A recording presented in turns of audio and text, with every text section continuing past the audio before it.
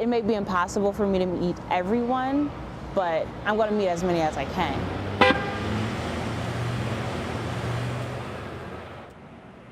I first started taking portraits of strangers 4 years ago. I started using my standard lens just because it forced me to engage. When you stand at a distance, you may look at someone and be like, that looks interesting, let me photograph them, but it's the closer you get, the more you tell yourself, I want to know more about their story.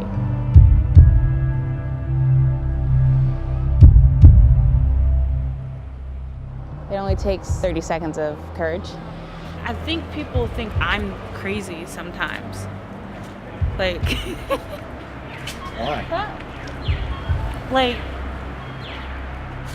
I don't know, just they'll look at me like, why are you being weird and talking to me and asking me all these questions?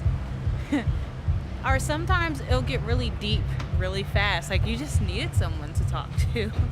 But sometimes when I'm talking to strangers, they'll ask me, why me? Why is my story important? And I say, why not? Like, why not you?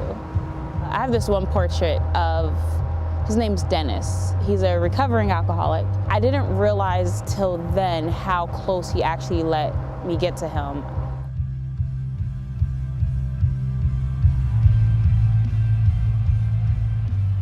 I was originally sitting down on the ground with my camera, and I started talking to him, and he was sitting on a bench probably like 10 feet away from me. And eventually he came over because we were talking back and forth, and at one moment we were just on the ground like this, like just talking to each other. And I'm like, wow, like this guy not only let me get close to him, but he really let me into his life.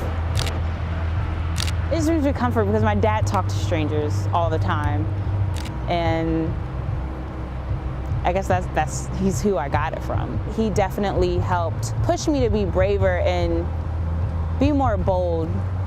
My dad didn't pass away. He was murdered. And I say that because I think that's a part of the grieving process too. When I'm angry about it, I don't say like he didn't just die, he didn't just fall asleep, like someone took his life. I found a lot of comfort knowing my brother was there with him and that my dad did make that sacrifice for my brother. My dad's story isn't the story of another man that was murdered due to gun violence. It's about the sacrifice a father made for his son so that he could live. I'm going to smile again. I'm not going to feel this way forever. This feeling will pass. Like, I pray that it will pass because I can't sit in this. Photography to me is healing. There's all different art forms, but for me, photography was something that I kind of really just clutched to and leaned on. I chose to dedicate my entire art show to him because it was about sharing love, it was about sharing real life, and about these everyday people. And in the same way, I wanted to be able to share my dad's story in a positive, creative way. I wanted to give these other people the same way, an opportunity to share their stories as well. I remember asking him, what is your favorite thing about York? And he laughed and said nothing. But he was like, but no, seriously, like, I really wish, we could stop all this violence because it wasn't always like this. And I didn't find out until weeks later that after meeting this random guy that he was actually one of my dad's really good friends. Terry was unfortunately murdered in September. These photographs aren't just to share stories, but it's to spark some type of change in people, whether it's about you judging someone before you get to know them, or if someone's going through a hard time.